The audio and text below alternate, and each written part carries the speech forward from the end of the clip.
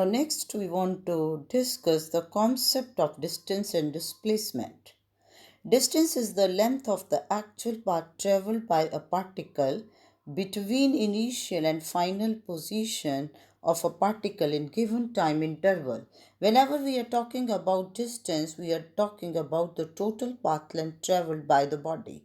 For example, we are considering that a body is moving from A to B and then it is moving from B to C.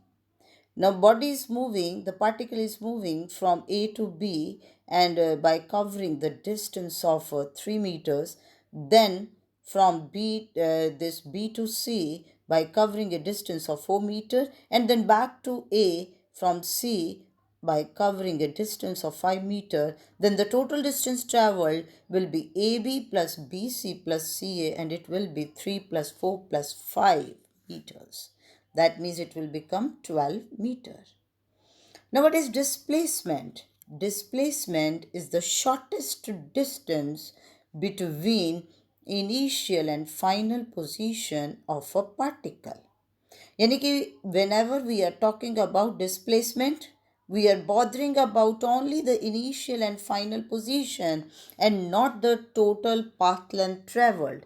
As we are taking in this case, if we are saying that the particle is moving from A to B and then B to C, it means the total path length traveled will be 3 meter plus 4 meter, that is 7 meter.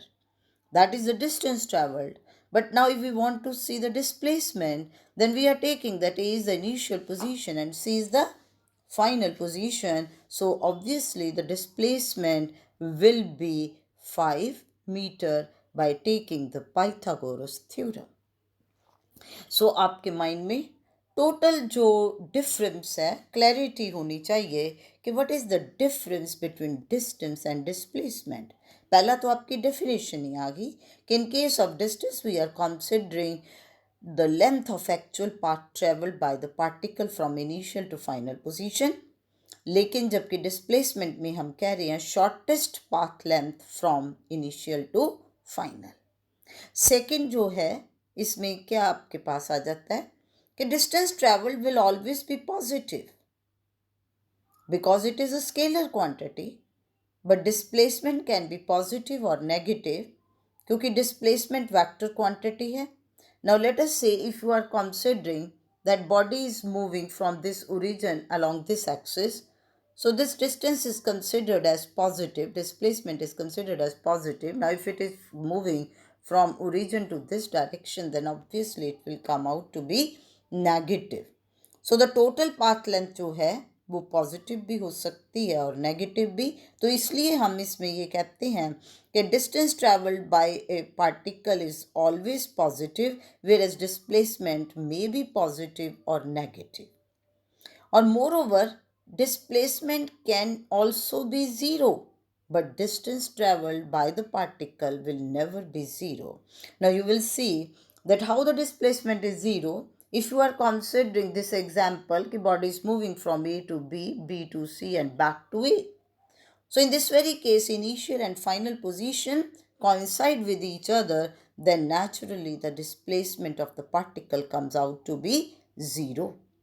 Now, distance traveled by a particle depends upon the shape of the path followed, whereas in case of displacement, it is independent of the shape of the path followed, but it only depends upon the position of initial and final point in that very case.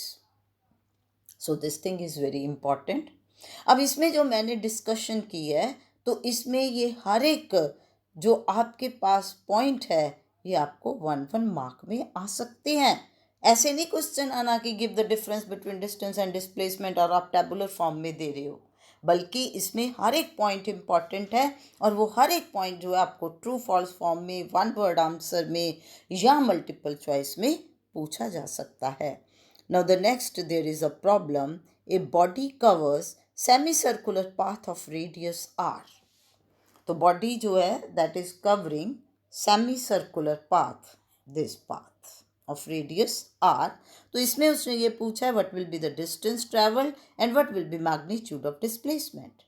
अब semicircular path में A is the initial position and B is the final position.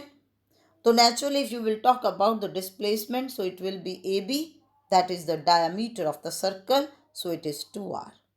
But if you are considering the distance traveled, that will be the circumference of the semicircle. So that will be pi r. So like this, you can see कि how you can take. अब इस example में A to B, B to C, C to A में हमने कहा distance travelled is 12 metre but displacement is 0, और यहाँ भी मैंने आपको डिफरेंस बता दिया. Now next, similarly, we want to see that what is the meaning of speed. Speed is defined as rate of change of position of the body, or you can say the distance traveled by body per unit time is known as speed.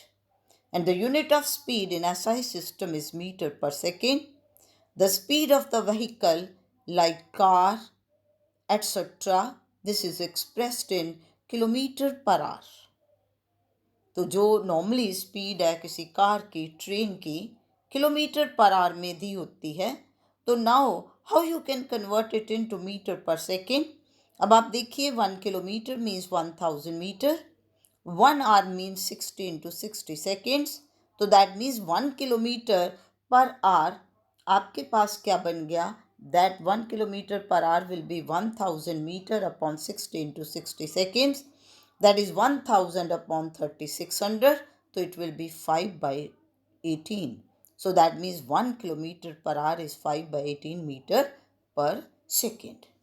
So when we are talking about speed, तो speed जो है that comes out from the distance. क्योंकि जो speed है that is also a scalar quantity. अब इसमें सबसे पहले आ जाता है uniform speed. A body is said to possess uniform speed if it travels equal distances in equal time intervals. लेकिन इसके साथ साथ जो इम्पोर्टेंट है लिखना वो क्या है, अगर आप यहाँ तक छोड़ देते हो ये कह के कि body is said to possess uniform speed if it travels equal distances in equal time intervals, तो ये इनकम्प्लीट है. आपको आगे ये ज़रूर लिखना है however small may be time interval.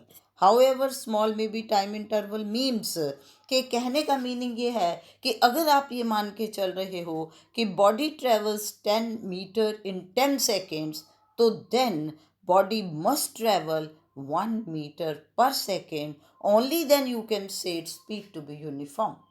और अगर वो 1 सेकेंड में 1 मीटर कवर कर रही है, 10 सेकेंड्स में 10 मीटर्स कवर कर रही है, 20 सेकेंड्स में 20 मीटर्स कवर कर रही है, तो दैट मीन्स उसकी स्पीड जो है वो यूनिफॉर्म है. तो we are taking equal distances in equal time intervals.